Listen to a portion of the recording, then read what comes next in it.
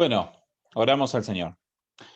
Señor, nos ponemos en tu presencia en esta tarde, Señor, en esta noche, reunidos, Señor, para compartir tu palabra, pero nos ponemos en tu presencia realmente para pedirte que estés guiando todo lo que estemos haciendo, Señor, todo lo que hablemos, Señor, todo lo que conversemos. Te quiero pedir que pongas en nuestros corazones realmente un deseo de conocerte cada día más, pero además que pongas un deseo de que nuestras vidas hagan tu voluntad, Señor. Pone un deseo en nosotros de obedecerte, de serte fiel, Señor, de ser buenos cristianos, de ser realmente buenos hijos tuyos. Señor, ayúdanos a entender tu palabra, Señor, a ponerlo grabada en fuego en nuestros corazones, Señor, y a ser personas que realmente te busquen y crezcan, Señor, en tus caminos. Te lo pedimos en el nombre de Jesús. Amén.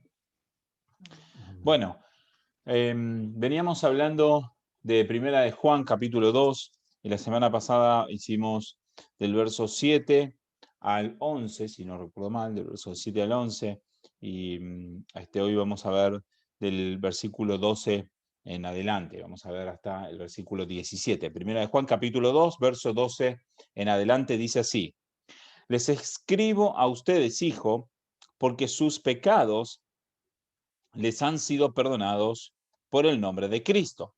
Les escribo a ustedes, Padre, porque conocen a aquel que ha sido desde el principio. Les escribo a ustedes, jóvenes, porque han vencido al maligno. Les escribo a ustedes, niños, porque conocen al Padre. Les he escrito a ustedes, padres, porque conocen a aquel que ha sido desde el principio. Les escribo a ustedes, jóvenes, porque son fuertes y la palabra de Dios permanece en ustedes y han vencido al maligno. No amen al mundo ni las cosas que están en el mundo. Si alguien ama al mundo, el amor del Padre no está en él, porque todo lo que hay en el mundo, la pasión de la carne, la pasión de los ojos y la arrogancia de la vida, no proviene del Padre, sino de Dios. Perdón, sino del mundo. El mundo pasa y también sus pasiones, pero el que hace la voluntad de Dios permanece para siempre. Buenísimo. Entonces es un pasaje bastante interesante y bastante profundo. Y me gustaría que pudiéramos poner nuestro foco ahora en el versículo 15, primera de Juan capítulo 2, verso 15. Hola Adolfo, también se ha sumado. Muy buenas tardes, ¿cómo estás? Estamos en primera de Juan capítulo 2, verso 15. Dice así: no amen al mundo, ni las cosas que están en el mundo. Si alguien ama al mundo, el amor del Padre no está en él. Entonces, este es el pasaje principal o el verso principal de este pasaje. Pero me parece bien importante que nos pudiéramos enfocar un poco en los primeros versículos también, que hace una introducción, Juan, perdón, hace una introducción que está bien interesante, que nosotros nos podemos dedicar a prestarle atención un momentito. Dice: les escribo a ustedes, hijos o hijitos, algunas traducciones dicen, porque sus pecados les han sido perdonados por el nombre de Cristo. Entonces, es interesante notar algunas cosas importantes.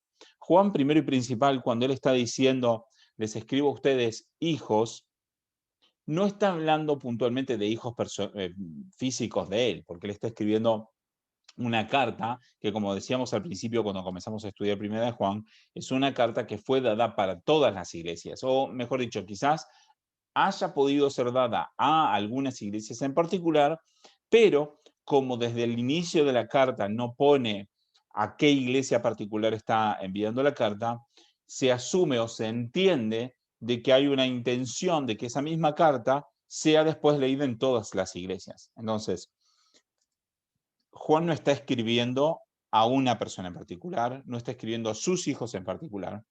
Posiblemente le haya escrito a alguna iglesia en particular, pero con el objetivo de que sea leído para todos los cristianos. Entonces, cuando Juan dice, les escribo a ustedes hijos, lo vemos a Juan que está escribiendo con el corazón de un padre a todos los creyentes. También, no sé si recuerdan que lo hablamos un poco cuando comenzamos a estudiar esta carta también, es que Juan en este momento, él ya es anciano, está en una isla, ¿sí? Está como encarcelado en la isla, vamos a decir. Ya el resto de los apóstoles ya habían sido martirizados, habían muerto por la persecución, y él es el último que quedaba vivo y él está enseñando a las últimas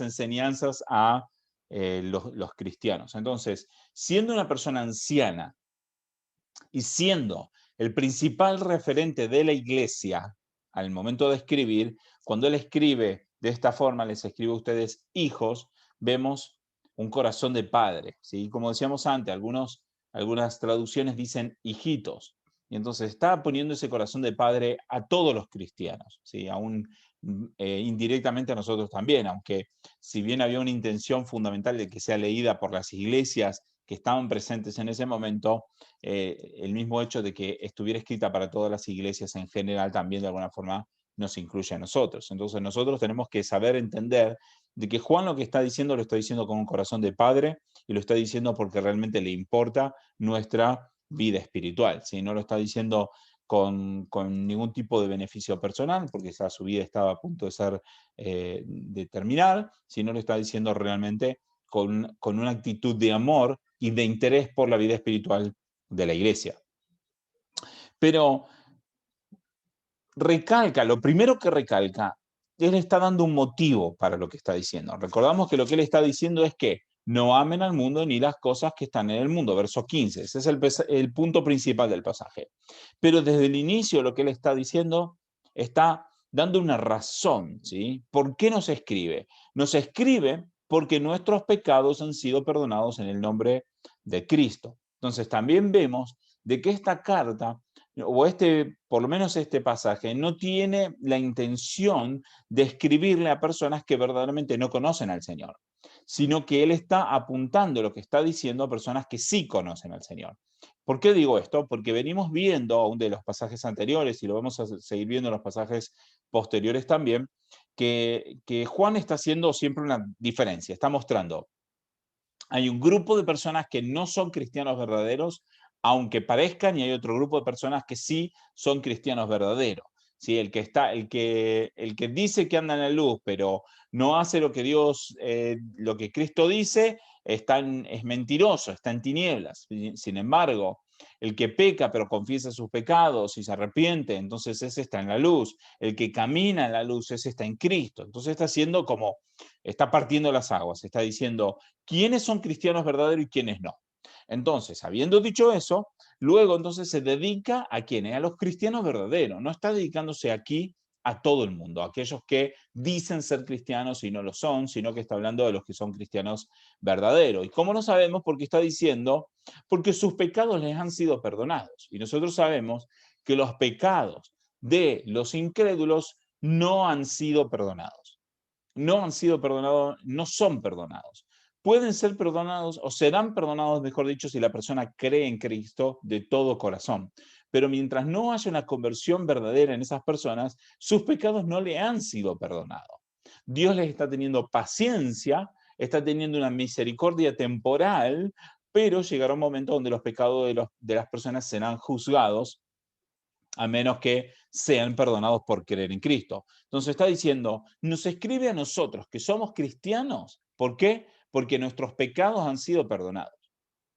Pero después sigue avanzando y empieza ahora a, digamos, como a hacer una separación y empieza, o mejor dicho, hace un juego de palabras. Y en el juego de palabras vamos a ver que le escribe primero los padres, después los jóvenes, después los niños, después los padres de nuevo, los jóvenes de nuevo. Entonces fíjense lo que dice, les escribo a ustedes padres. ¿Por qué? Porque conocen a aquel que ha sido desde el principio.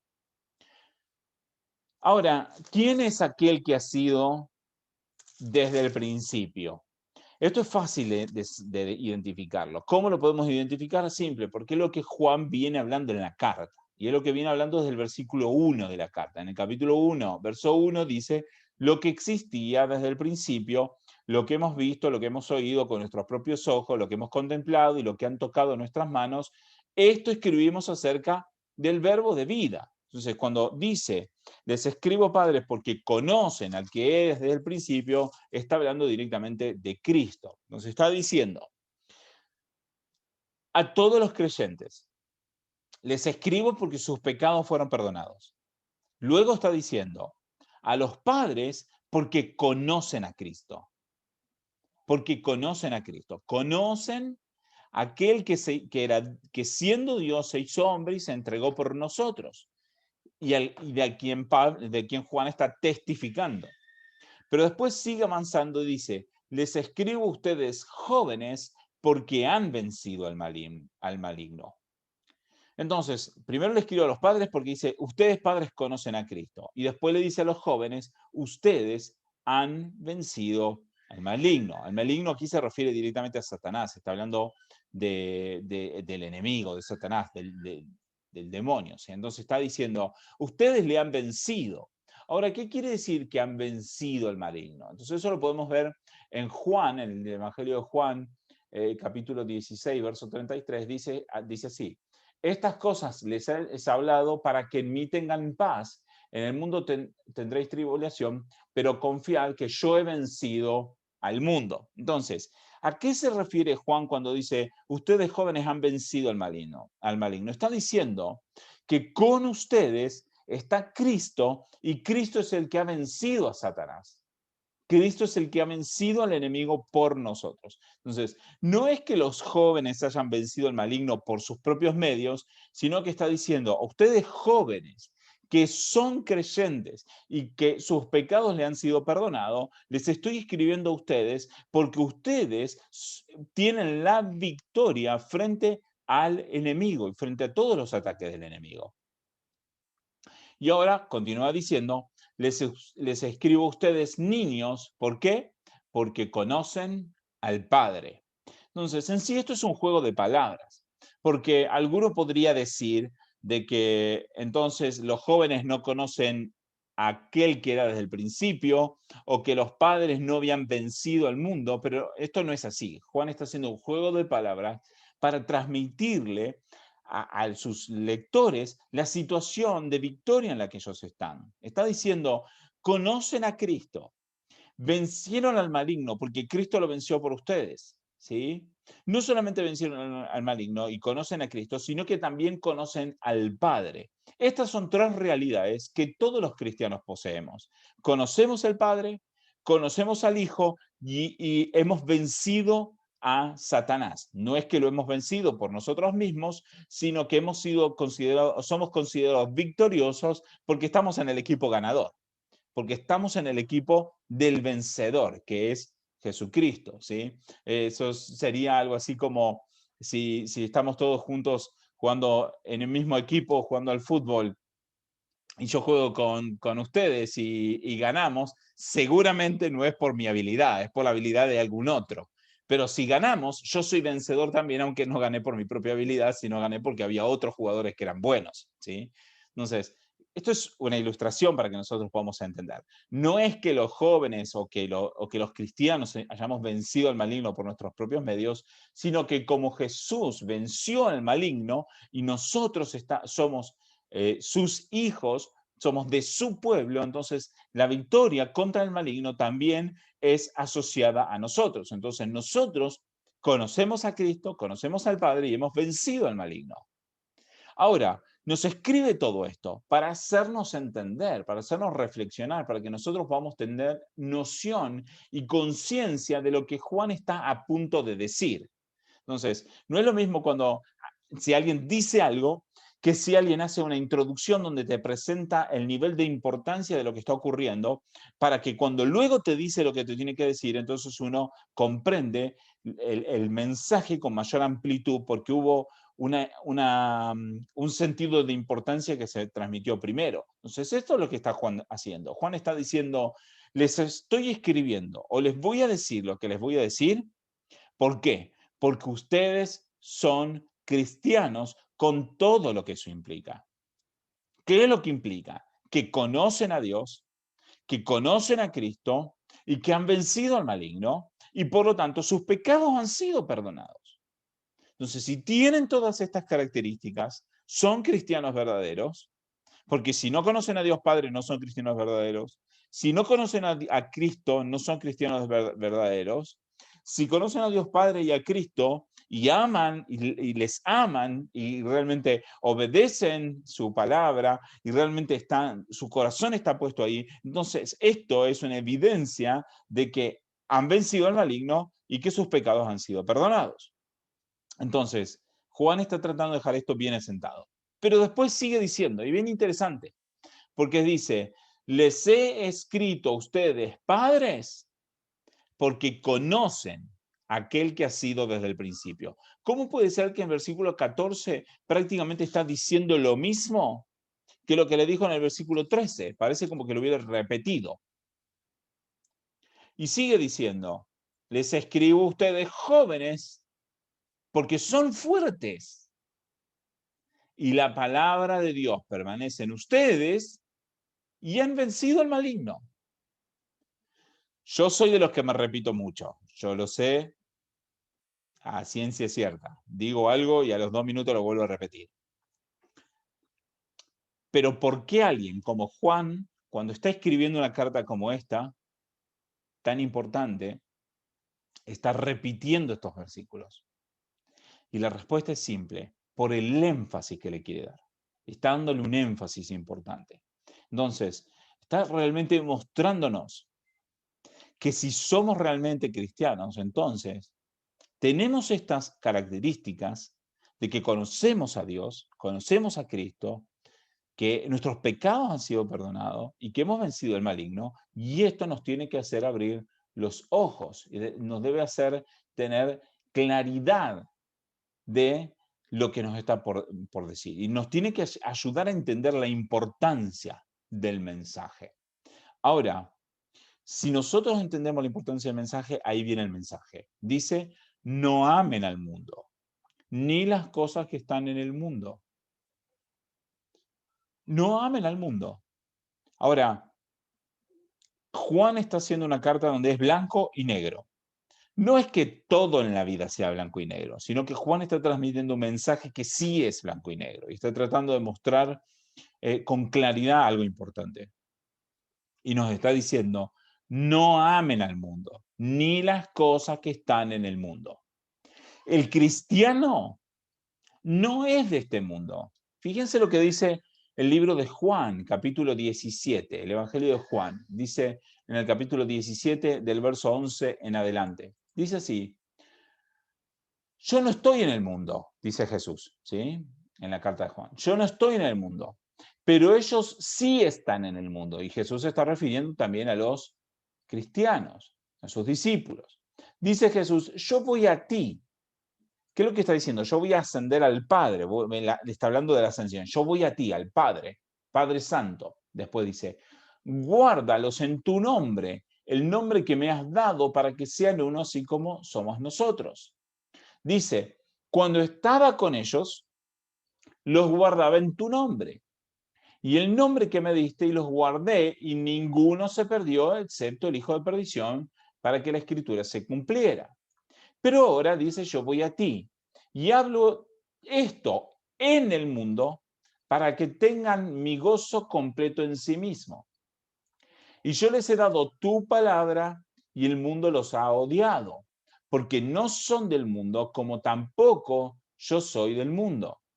No te ruego que los saques del mundo, sino que los guardes del maligno. Ellos no son del mundo, como tampoco yo soy del mundo. Santifícalos en la verdad, tu palabra es verdad. Entonces está diciendo algo bien importante. Está diciendo, ellos no son del mundo. Y está hablando de nosotros, de los cristianos.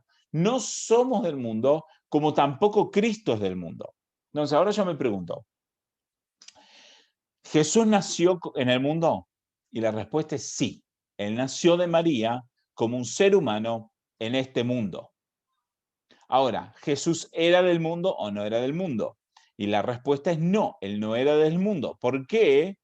Porque él era desde antes del principio, como decíamos en 1 Juan capítulo 1:1, lo decíamos antes. Él es el que existía desde el principio, ¿sí? Él es el que existía desde siempre. ¿Por qué? Porque él es Dios hecho hombre. Entonces, él se introdujo al mundo, o mejor dicho, adquirió humanidad al nacer como hijo de María, pero él no era del mundo. Él tenía una vida espiritual que nosotros no teníamos. Él tenía una vida espiritual. Él venía del Padre y había venido al mundo, pero entonces él no era del mundo. Pero ahora los seres humanos sí son del mundo, porque antes de nacer no existían. Mejor dicho, existían desde el momento de la concepción, ¿sí? No antes de la concepción. Por supuesto, antes de nacer, porque bueno, ya estudiamos el tema del aborto hace tiempo atrás y no es el objeto del día de hoy, ¿no? Pero desde el momento de la concepción, los seres humanos existen, antes de la concepción no existe. Pero ¿dónde ocurre esa concepción? Ocurre en el mundo. Quiere decir que el hombre cuando nace es del mundo, proviene del mundo, es parte del mundo. Pero Jesús está haciendo una distinción y está diciendo, ustedes, o sea, mis discípulos, no son del mundo. Entonces, ¿cómo lo podemos explicar esto? La explicación tiene que ver con el nuevo nacimiento, algo que hemos venido hablando varias veces. Que es lo que Jesús le dice a Nicodemo, que lo han visto, lo han leído en varias oportunidades, que dice, aquel que no nace de nuevo, que no nace del agua y del Espíritu, no puede ver el reino de Cristo, no puede ver el reino de Dios. Entonces, el punto es que en el momento en que una persona cree de corazón en Jesucristo, su vida es transformada y a partir de ese momento tiene una vida espiritual que proviene de Dios y que no proviene del mundo. Tiene una vida espiritual que proviene de Dios. Desde el momento en que la persona pasa a tener una vida espiritual, a partir de ese momento, esa persona no es más del mundo, ahora es del reino de los cielos, es de Cristo. Ahora tiene la vida espiritual de Cristo. No quiere decir que a partir de ese momento nosotros seamos dioses, no quiere decir que nosotros seamos ningún tipo de deidad, pero sí tenemos nosotros una vida espiritual dada por Cristo que no teníamos antes de conocerle. Entonces, el momento que eso ocurre, pasamos a nuestra vida cambia y ahora no somos más del mundo. Y esto es lo que Jesús está diciendo. Ustedes ya no son de este mundo.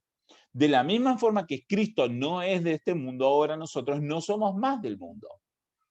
Pero, como estamos viendo ahí en los versículos del Evangelio de Juan, Jesús dice, no te ruego, Jesús está orando al Padre y dice, no te ruego que los saques del mundo, sino que los guardes del maligno.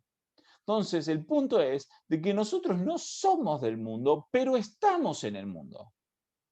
Es inevitable, nosotros estamos en el mundo. Dios no nos ha quitado del mundo. Bien hubiera podido Dios, después de transformarnos, automáticamente sacarnos del mundo y llevarnos al cielo. Hubiera podido hacerlo si quería, pero Dios no quiso hacer eso, no lo hizo y nosotros estamos en el mundo y Jesús no le pidió a Dios Padre que nos saque del mundo, sino que dijo, yo te pido que no te ruego que los saques del mundo, sino que los guardes del maligno, que nos guardes del maligno. Ahora, de algo podemos estar seguros. Si Jesús le pide algo al Padre, el Padre lo cumple. Podemos estar seguros de eso. Si Jesús le está pidiendo al Padre que nos guarde del maligno, nosotros podemos estar más que tranquilos que nuestras vidas están guardadas del maligno y nosotros tenemos victoria del maligno, sobre el maligno. Entonces, nuestras vidas están guardadas por Cristo, están guardadas por el Padre. Entonces, no somos de este mundo, aunque estamos en el mundo, pero Dios nos guarda del maligno. Pero estamos en el mundo. No nos sacó del mundo.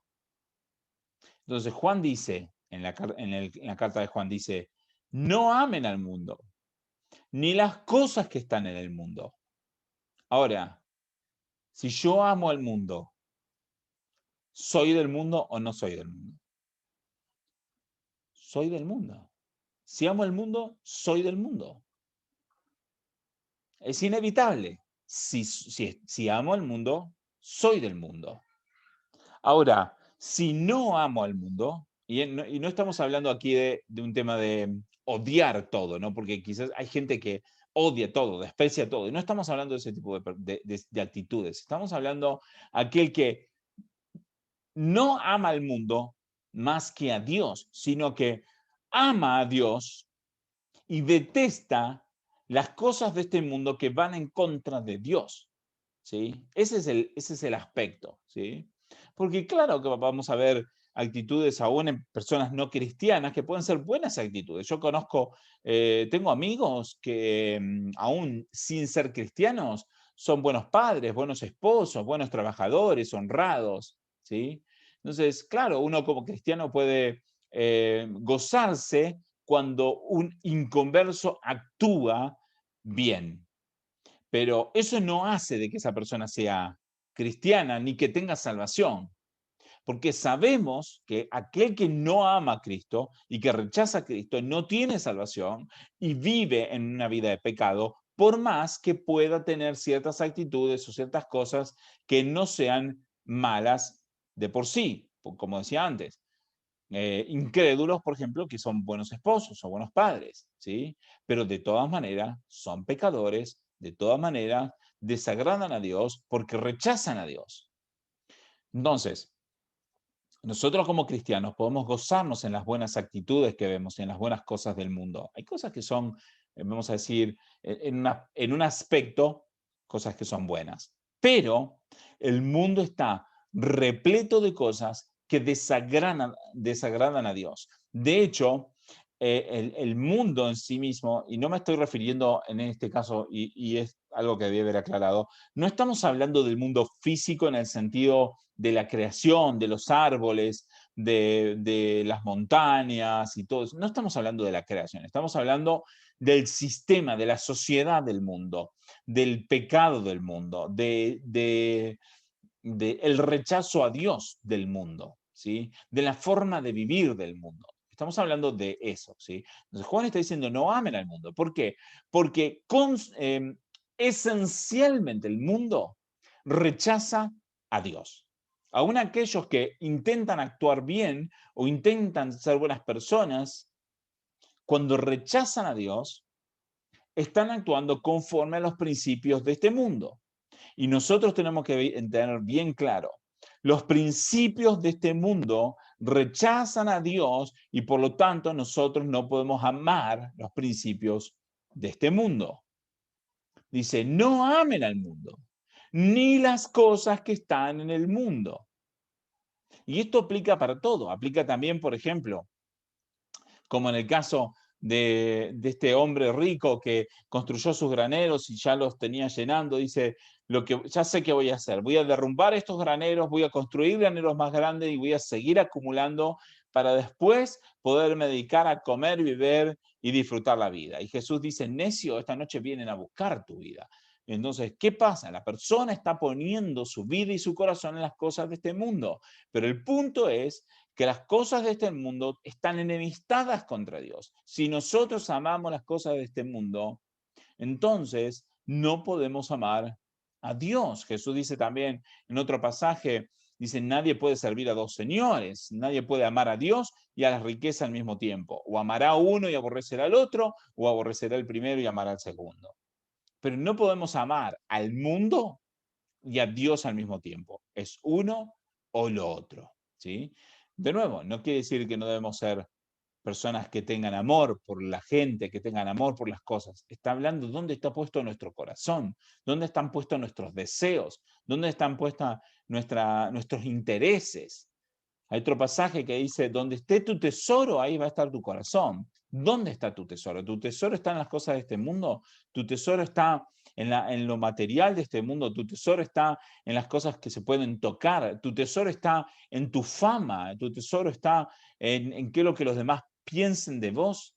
Si ahí está tu tesoro, estás amando el mundo. Y si estás amando el mundo o las cosas que están en el mundo, entonces no podés amar a Dios. Dice, si alguno ama al mundo, el amor del Padre no está en él. No está en él. El amor del Padre no está en él. Si alguno ama al mundo, el amor del Padre no está en él. Ahora, de nuevo, Juan está haciendo blanco y negro. ¿Por qué? Pues está queriendo mostrarnos los extremos, está queriendo mostrarnos esto con claridad. ¿Por qué? Porque está haciéndonos un llamado a la reflexión a nuestro corazón. Nos está llamando a la reflexión de decir, no podemos estar en el medio. No podemos estar en el medio.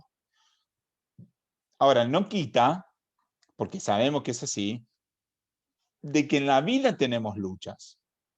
Y sabemos de que el pecado luce agradable, que el pecado es atractivo. O sea, muchas veces nosotros vamos a sentir esto, decir, parece que estoy amando el pecado. Y esto me tiene que llamar a la reflexión.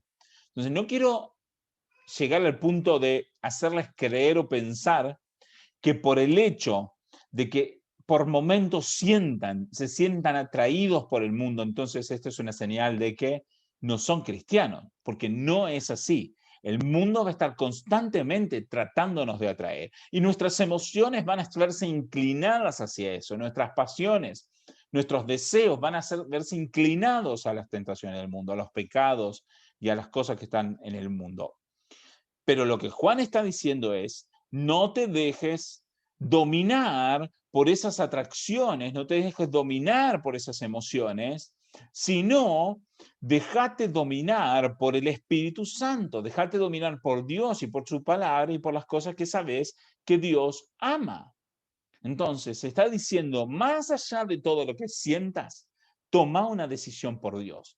Porque si consistentemente estás tomando una decisión por las cosas de este mundo, entonces me estás dando evidencia de que no amas a Dios. Entonces, si es un llamado a la reflexión, entonces esto no es para que nosotros nos asustemos o nos preocupemos en el sentido de decir, debo no ser cristiano, quizás toda mi vida fue una mentira. No es para que tengamos ese pensamiento, porque Juan está diciendo desde el principio, les escribo a ustedes, hijitos, porque sus pecados han sido perdonados.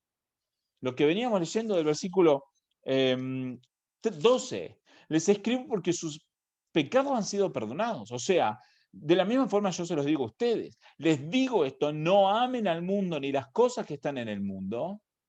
Y se los digo porque creo que sus pecados han sido perdonados. Y se los digo porque creo que conocen a Dios.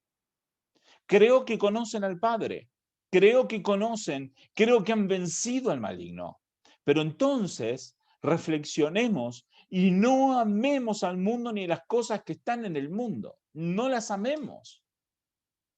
Porque si alguno las ama, entonces el amor del Padre no está en nosotros. Si verdaderamente siempre ponemos en la balanza las cosas del mundo y a Dios, las cosas del mundo y a Dios, y siempre la balanza se inclina hacia las cosas del mundo, entonces es una señal de que algo está mal. Pero si nosotros, si aún en nuestro corazón ahora mismo empezamos a sentir esa carga de decir, muchas veces se ha inclinado hacia el mundo la balanza, entonces, esto es un llamado a reflexión. ¿Para qué? Para que empiece tu vida a inclinar la balanza hacia el otro lado, donde ya ahora no ganen las cosas de este mundo, sino que empiecen a ganar las cosas del Padre, las cosas de la palabra de Dios, las cosas de la vida cristiana. Si alguien ama al mundo, el amor del Padre no está en el mundo. ¿Por qué? Fíjense, que ahora entra más detalles, Juan. Dice, porque todo lo que hay en el mundo, la pasión de la carne, la pasión de los ojos y la arrogancia de la vida no provienen del Padre, sino del mundo. Entonces, fíjense, de hecho, interesante notar de que yo no recuerdo un pasaje en toda la Biblia donde utilice la palabra pasión en un sentido positivo, en un sentido como de que hay que tener pasión por Dios. No recuerdo un pasaje que hable de eso en la Biblia. Pero siempre o todas las veces que recuerdo, cuando habla de la pasión, está hablando de nuestros deseos pecaminosos que están en nuestra vida y que nos inclinan hacia el mal. Entonces acá dice que la pasión de la carne, lo que nuestro cuerpo desea, lo que nuestro cuerpo desea es la autosatisfacción, ¿sí? Ese disfrute personal, no proviene del Padre, proviene del mundo. La pasión de los ojos, lo que vemos, lo que vemos es tan tremendo, ¿no? Porque dice, hay un pasaje que dice que los ojos son las lámparas del cuerpo, ¿sí? Si nuestros ojos están en tiniebla, toda nuestra vida está en tiniebla. Entonces, está hablando de lo que deseamos, lo que codiciamos, ¿sí? No proviene del Padre. Todo eso que deseamos y codiciamos no proviene del Padre. Y la arrogancia de la vida, ese deseo de fama, ese deseo de ser importante, ese deseo de ser reconocido, ese deseo de ser amados, que todos sentimos, ese deseo de querer sentir de que valemos algo para los demás, ese deseo, ni siquiera ese deseo proviene del Padre, sino por dónde proviene, del mundo. Ahora, ejemplificando, digamos, estas tres, vamos a decir, categorías, muchos lo ven como categorías, dan la idea de que está hablando de todos los deseos de la carne, y se están expresando de alguna forma en tres categorías, como decía antes, ¿no? Por un lado, los deseos de la carne, ¿sí? Los deseos de la ambición, la codicia, lo que vemos, y por otro lado, lo que tiene que ver con el orgullo, la arrogancia, ¿sí? Los deseos eh, también de autosatisfacción. Entonces, está representando de alguna forma como tres categorías en donde los seres humanos se inclinan hacia los deseos de este mundo. Pero entonces dice que todo lo que hay en el mundo no proviene del Padre, sino que proviene justamente del mundo. Entonces, nos llama a la reflexión de que nosotros tenemos que empezar realmente a tener ese deseo por ver y valorar las cosas del Señor más que las cosas de este mundo. Ahora, para terminar, quiero expresar un tercer punto. Fíjense lo que dice, verso 17.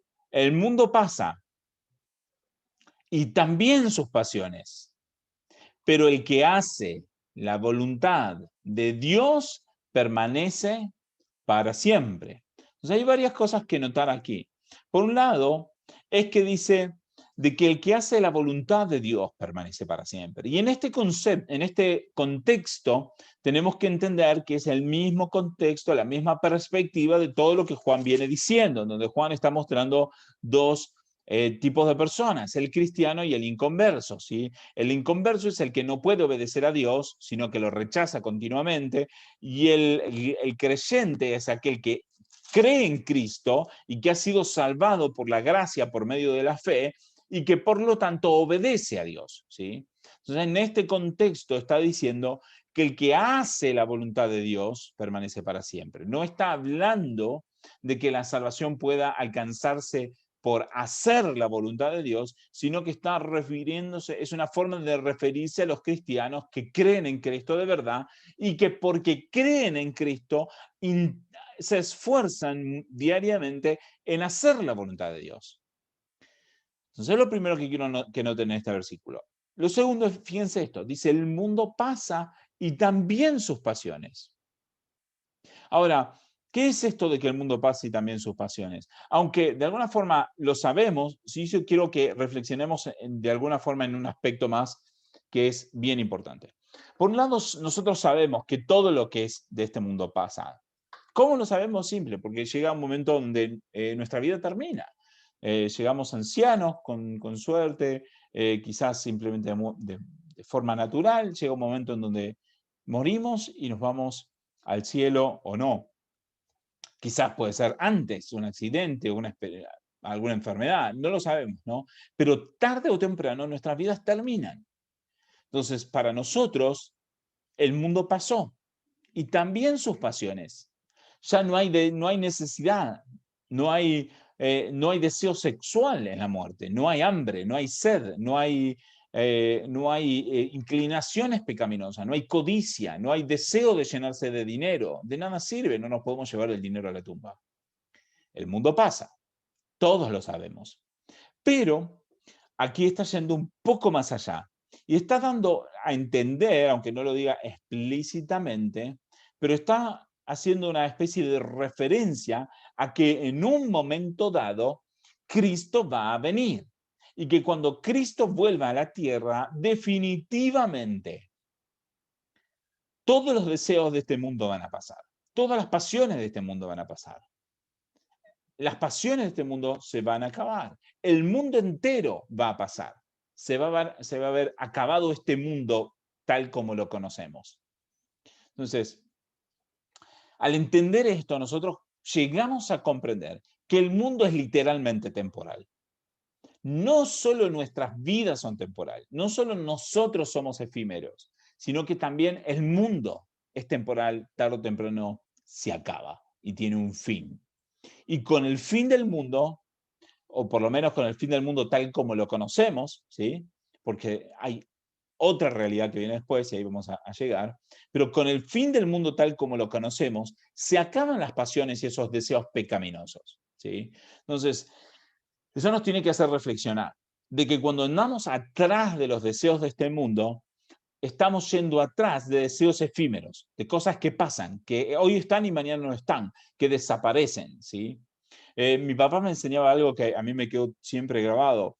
Básicamente lo que él decía es que el gozo que viene de parte de Dios es duradero, es eterno.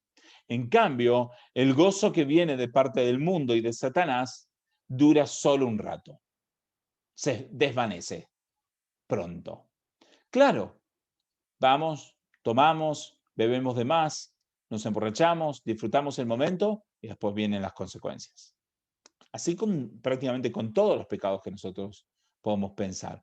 Disfrutamos el pecado brevemente hasta que pasa y luego vienen las consecuencias. Así es el pecado, así son las pasiones del mundo. En cambio, cuando nosotros tenemos un gozo que proviene de parte de Dios y de las cosas del Señor, ese gozo es eterno, perdura, no se desvanece, no se va de la noche a la mañana como el gozo o el aparente gozo del pecado. Entonces el mundo pasa, también las pasiones. Pero entonces, tenemos claro esto, un momento va a venir Cristo. En el momento en que Cristo venga, Él va a hacer nueva todas las cosas. Hay un momento, y de hecho podemos leer un pasaje de esto. Vamos a leer Apocalipsis capítulo 21.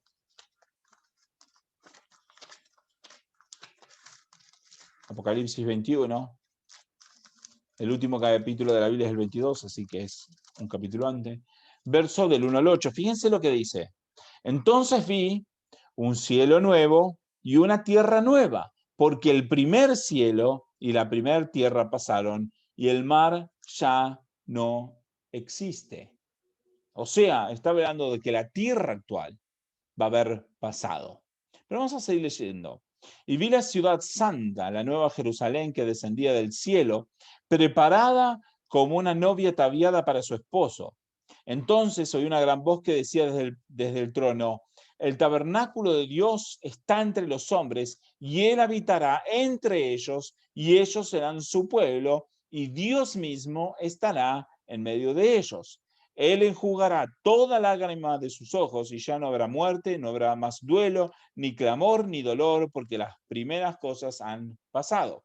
Porque el que está en el trono dijo, yo hago nueva todas las cosas y añadió, escribe porque estas palabras son fieles y verdaderas. También me dijo, hecho está, el alfa y el omega, el principio y el fin, al que tiene sed, yo le daré gratuitamente de la fuente del agua de la vida. El vencedor heredará todas estas cosas, yo seré su Dios y él será mi hijo.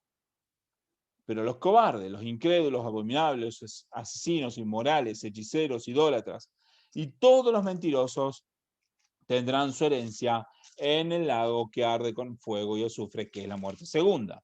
Entonces, fíjense en este pasaje. Primero y principal, cielo nuevo y tierra nueva. Las cosas viejas pasaron, las pasiones de este mundo se terminaron. Los deseos, la codicia, el dinero, el placer, los gustos de este mundo pasaron. Junto con todo eso pasó también el dolor, el clamor, el duelo, la muerte. Todo habrá pasado. Entonces, si nosotros amamos las cosas de este mundo, nosotros vamos a pasar como este mundo.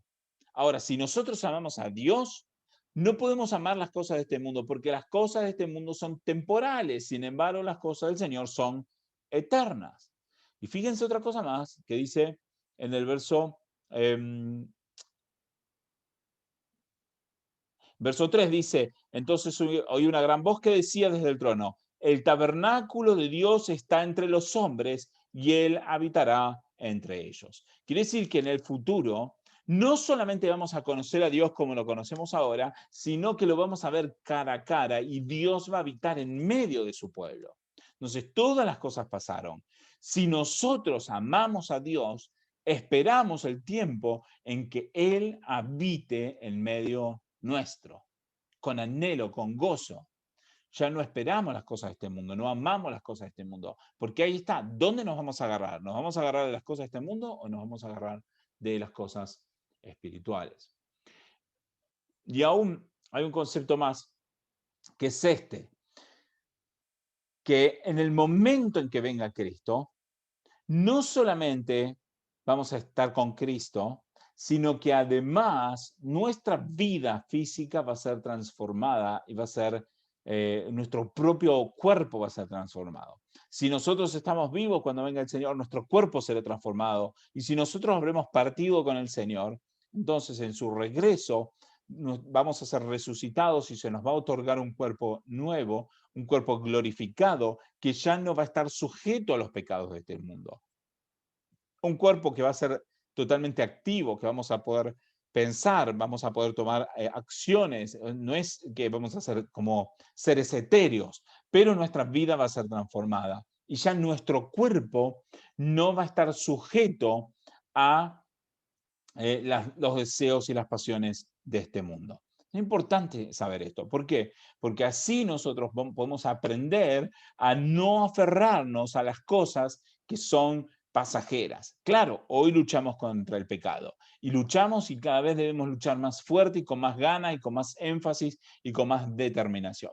Pero también sabemos y confiamos que vendrá el momento en que tendremos cuerpos nuevos donde ya no seremos, no tendremos que luchar contra el pecado.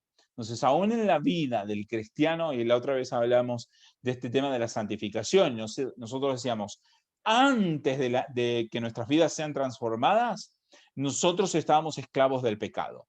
Cuando hemos creído en Cristo, nuestras vidas fueron transformadas, ahora no somos más esclavos del pecado, pero seguimos teniendo un cuerpo, seguimos viviendo en este mundo y seguimos teniendo tentaciones, luchas y dificultades.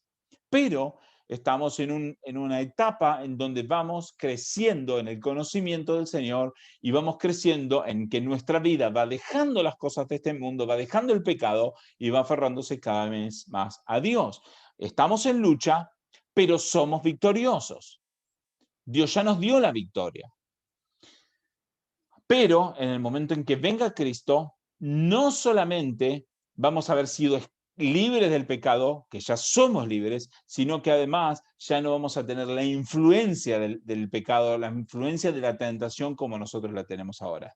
Vamos a ser completamente libres. Ya no vamos a ser más influenciados por el pecado, sino que vamos a vivir una vida que busca agradar a Dios todo el tiempo. En este tiempo, nuestro trabajo es ir creciendo en santidad para ir dejando las cosas del mundo para que cada vez más hagamos lo que agrada a Dios. Bueno, hasta aquí por el día de hoy. Me gustaría saber si hay alguna opinión, algún comentario, alguna reflexión sobre este tema.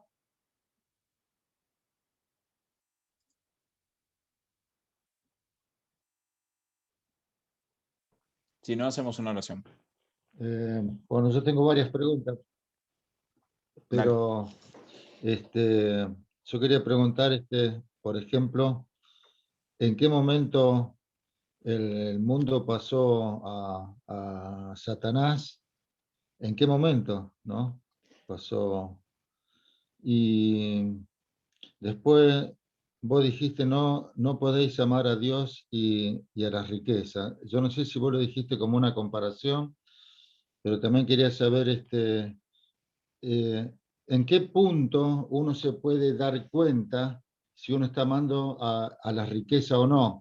Porque yo no me refiero solamente a uno ser rico, rico, a uno pelear por la plata que uno tiene y cada vez, pero si no, uno también puede, yo creo que puede pasar que una familia o que un hombre eh, pase 20 años, pase 30 años, pase 50 años y siga trabajando y sigue siendo pobre. Pero él dice, no tengo tiempo para Dios, entonces por ahí, ¿cuál sería el punto, no? Claro. Bueno, ¿en qué momento? En el pecado, cuando Adán pecó. ¿Sí? Eso lo podemos ver en Romano, este capítulo 5 creo que es, que básicamente dice que por un hombre entró la muerte al mundo. Entonces creo que ese es el pasaje más claro. Es en el momento en que Adán pecó. ¿Por qué? Porque Adán al menos es cabeza representativa de la humanidad. Hay diferentes posturas en cuanto a esto. Algunas posturas un poco más fuertes, pero no tiene sentido tanto el debate en este momento, pero por lo menos tenemos que tener bien en claro que cuando estaban Adán y Eva en el huerto, Adán era representante de toda la humanidad. Entonces, en el momento en que Adán peca, él hace a toda la humanidad completa culpable delante de Dios.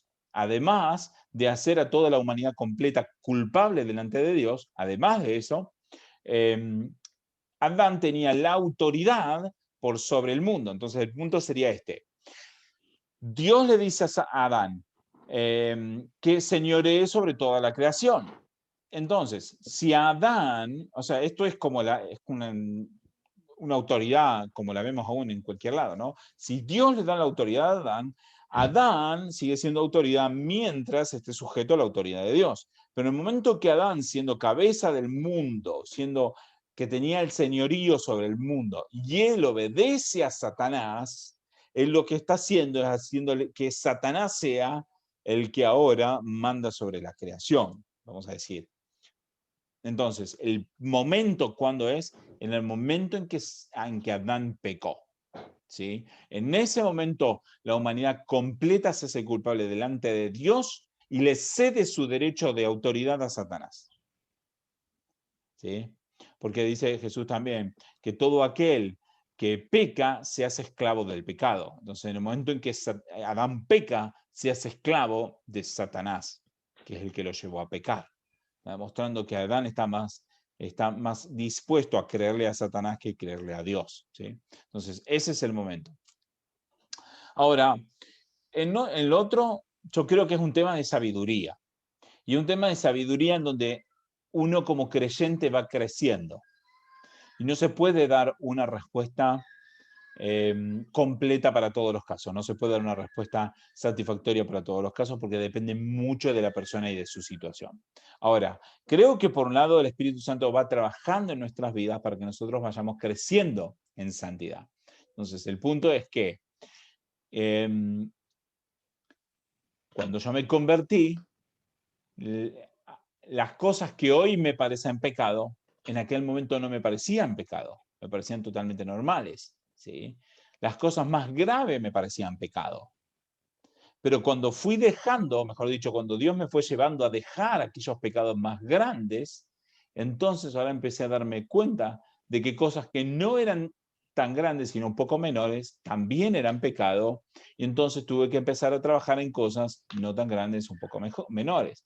En la medida que sigo creciendo, voy dejando algunos pecados y voy luchando contra otros pecados nuevos, no nuevos, otros pecados que estaban ocultos, menos visibles, y entonces voy luchando cada vez en cosas que son un poco más detalle, vamos a decir, porque sigue habiendo un montón de cosas en cada una de nuestras vidas de pecado. Entonces, en ese sentido tiene que ver mucho con la situación de cada uno.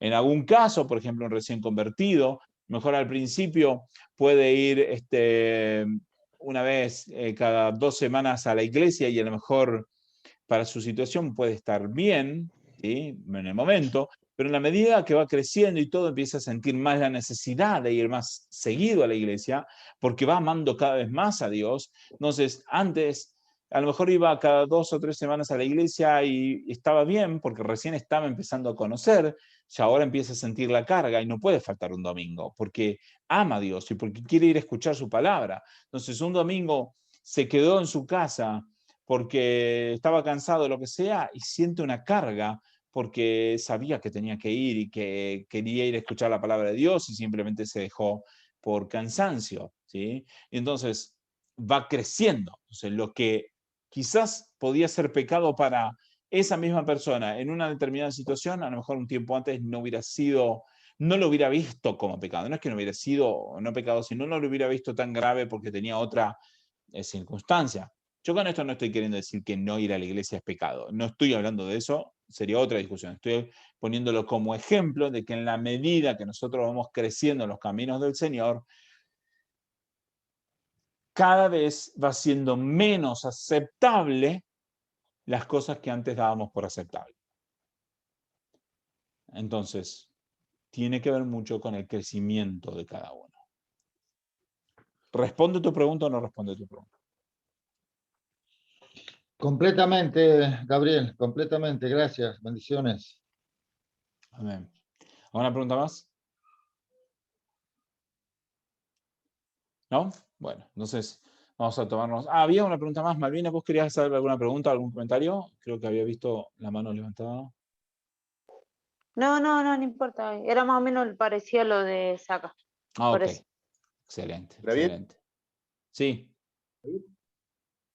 ¿Adolfo? No, estaba meditando lo que estaba la enseñanza de la buena ambición en el corazón del hombre. ¿Cómo es? Porque hay buena ambición que tanto como nosotros que creemos como creyentes, ¿no? Esa buena ambición no tiene que, por supuesto, no supera a Dios sobre todas las cosas, ¿no? Porque la ambición tenemos todo, creo que todos los hombres, de crecer, de progresar, me refiero al sentido de la riqueza que Sí.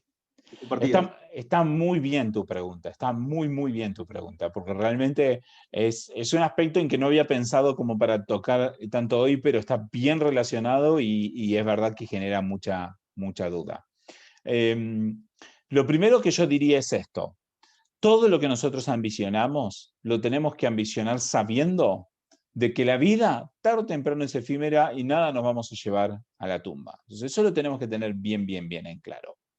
Fuera de eso, está perfecto de que nosotros podamos querer buscar un bienestar para nuestra familia, buscar un bienestar para nuestros hijos, ¿sí? Entonces eso quizá tiene que ver más con una actitud del corazón. Por ejemplo, ¿por qué me hago un esfuerzo de trabajar unas horas extras? ¿Por qué hago el esfuerzo de tratar de que me den un aumento de sueldo y estar un poquito mejor? Y quizás porque quiero atender mejor a mi familia, y eso es algo también que Dios nos manda, que nosotros busquemos de atender mejor a nuestra familia. Ahora, si yo lo veo más por el lado de decir, no, yo estoy trabajando un poco más porque no me quiero comprar ese auto usado de hace 7, 8 años atrás. Me quiero comprar no el nuevo, me quiero comprar el nuevo deportivo de ese auto caro que todos no tienen, porque yo quiero eso porque me gusta y quiero que los demás vean que yo tengo dinero. Entonces, ahí vemos que hay una actitud del corazón. Yo estoy poniendo un ejemplo, vamos a decir, como exagerado. Bueno, no sé si exagerado, hay mucha gente que tiene esa mentalidad, ¿no? Pero estoy poniendo un ejemplo para que entendamos. Entonces, muchas veces el tema de la ambición no tiene tanto que ver con qué es lo que ambicionamos, sino por qué lo ambicionamos, cuál es la motivación, qué nos mueve a nosotros para ambicionarlo.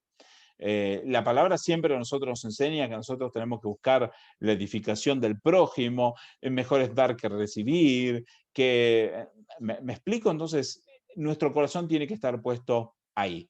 Fuera de eso, claro, somos seres humanos y buscamos hacer las cosas mejor, buscamos de que nuestro trabajo y nuestro esfuerzo tenga un buen resultado, y todo eso está bien siempre y cuando no se anteponga eso a la voluntad de Dios. Si de repente estoy también buscando el crecimiento y decir, bueno, voy a conseguir que mi jefe me suba de categoría a mí, pero para eso tengo que hacer que no se la suba al otro. Entonces voy a buscar de hacer una trampa al otro para que el otro no pueda subir, para que pueda subir yo.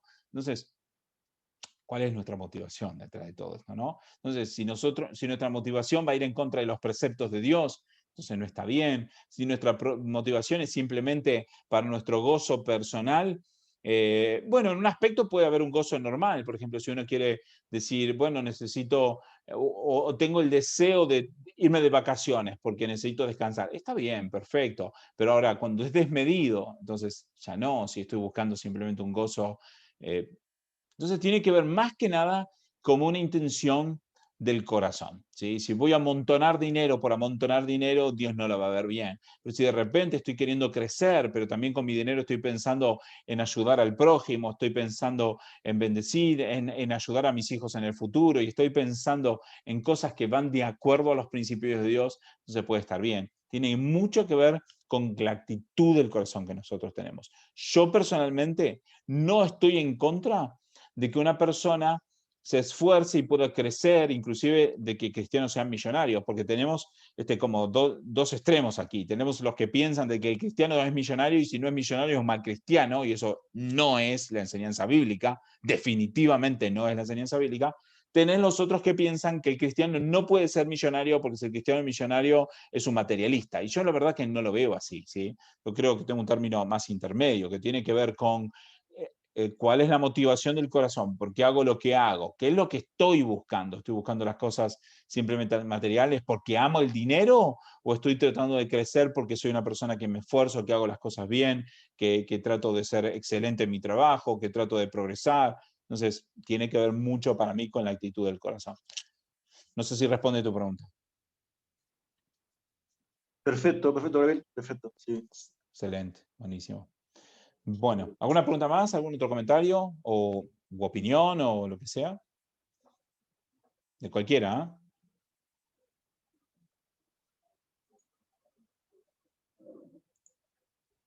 ¿eh? Ahora. Bueno, Gaby, Todo un claro. comentario antes que oremos, que me olvidé de avisar que, bueno, ahora estaba Maricruz conectada, pero me pidió oración por su mamá. Ahora seguro ella va a hablar. Me pidió ¿Cómo estás, oración por su Maricruz? mamá No que te había tiene visto. COVID. Que tiene COVID, Mariela se llama, me pidió oración. Bueno, ahora Ok. a lo mejor hablo, pero me estaba olvidando. Eso nomás. Perfecto. Bueno, vamos a aprovechar. Sí, vamos a orar por Mariela. Claro que sí. Claro que sí. Hola, hola a todos, ¿cómo están? ¿Cómo estás, Maricruz? Bienvenida. Bien, gracias, muchas gracias. Quería pedir eso, oración por mi mamá que está pasando por COVID y no la está pasando bien. Ok. Así que ¿Pero está en si casa podemos o está estar. internada? No está en casa, gracias a Dios está en casa, pero está con dolor de cuerpo, muy decaída, no se Claro. puede levantar las camas. ¿Cuánto ya lleva con COVID? Y ella empezó con síntomas el lunes, sí, el lunes a la noche, Ok, o sea, unos pocos días recién. Sí. Claro. Y Bueno. recién ayer le hizo paro porque, viste que el martes era feriado, Sí, claro, así que ayer recién le hizo paro y sí dio positivo. claro. Bueno, vamos a orar por ella. Claro que sí. Claro que Muchas sí. gracias, David. Bueno, aprovechamos y oramos entonces. Gracias, Padre Santo, Señor, por esto que hemos podido compartir. Gracias, Señor, por cada uno de mis hermanos que se han podido reunir en esta videollamada para escuchar tu palabra. Y quiero pedirte, Señor, que verdaderamente tu palabra toque nuestros corazones, nos transforme, nos haga entender, nos haga tener este deseo de crecer en santidad y amar tus cosas por sobre todas las cosas. Señor, no poner nuestro deseo en las cosas de este mundo, sino poner nuestra vista, nuestro corazón, Señor, en ti, en tu palabra, en tu vida, en vivir como personas realmente que dan evidencias de ti, Señor. Y queremos también aprovechar para pedir por Mariela, Señor, que está enferma en este momento.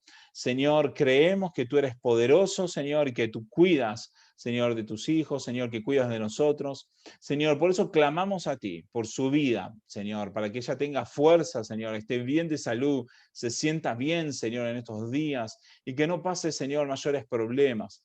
Pero si es tu voluntad, Señor, de que esto, Señor, ella esté así, Señor, te pedimos que la fortalezcas para que pueda pasar esta etapa de prueba, Señor, bien y la pueda pasar, Señor, fortalecida. Señor, también te pedimos para que tú toques su corazón también, Señor, que transforme su corazón y que ella también, Señor, pueda tener este deseo de buscarte, de crecer cada vez más en ti, Señor. Bendecimos su vida, bendecimos su familia y bendecimos, Señor, también la vida de cada uno de nosotros para que tú estés obrando en nuestros corazones siempre y en todo momento. Te pedimos todo en el nombre de Jesucristo. Amén.